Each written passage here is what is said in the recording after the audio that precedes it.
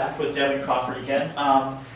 Another interesting thing that I thought you could talk about is sort of research ethics and how you go about addressing those, working with Native populations, and kind of the history of sort of unethical research that may have gone in the past, and how you account for that with this particular project. Sure. So that's a great question, and it's a big issue. Working not only with Native populations, but lots of other populations in the United States as well, Latino populations, African American populations. There's been a history of unethical research that has been done by white researchers at universities. So one of the things that we do to circumvent that is the first thing that we always do when we collaborate with communities is we get a tribal resolution.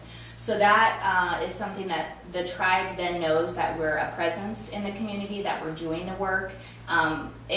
We never have, a social service agency that just says, oh yeah, let's do that, that sounds great. We want to make sure that the individuals who are, running the communities, tribes are sovereign nations. We want to make sure that they understand that we're there and the work that we're doing and those types of things. So that's the first step.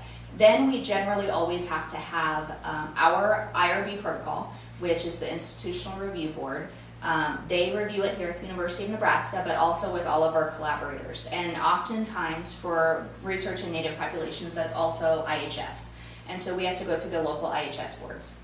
Some of the time, there's not a local IHS board.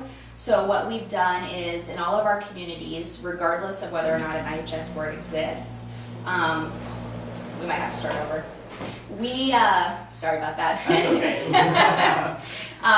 So one of the things that we've done is we've set up advisory boards on the communities, and that way we always have it reviewed by local people to make sure that all of the research is culturally sensitive, that we don't have anything that's going to do harm in terms of the content of what we're doing. So the advisory board then they review the protocol, they review the questionnaires if we're doing interviewing, they review the reports, they review the presentations, they review the publications.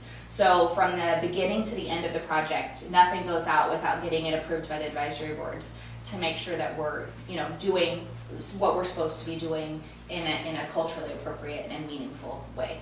So the other big thing I guess I would add is to make sure that whatever's left behind by the research actually benefits the communities. So we try never to just leave things with, here's your report, have a great day. And that's part of why we've ended up with so many different prevention programs that have gone so many different directions, is that we're really listening to what our community members say that's important and trying to see how what we've been able to address or what we've been able to find from the research that we've done could address some of the issues that the communities have, just from living in those communities and knowing, their families and what they deal with. So I think that's also a very important ethical part of doing work in communities. Community-based research should be community-based from the beginning all the way to the end, so that there's something really positive left behind for them. So not just doing research for the sake of research, but making Right. sure that it has a beneficial application for those communities that you're Absolutely. involved with. And visiting them frequently. I mean, we travel all over to go visit the communities, and going to Canada, lots of places to make sure that we're in the communities, we're talking with the people. It's not, helicopter research where we kind of fly in and we see people once and we get an approval and we do the work and then we're gone. It's lasting relationships with people that really, it's beyond just the research. It's really taking an interest in people's lives and those types of things. So. Excellent. Well, thank you so much for joining No us problem. again.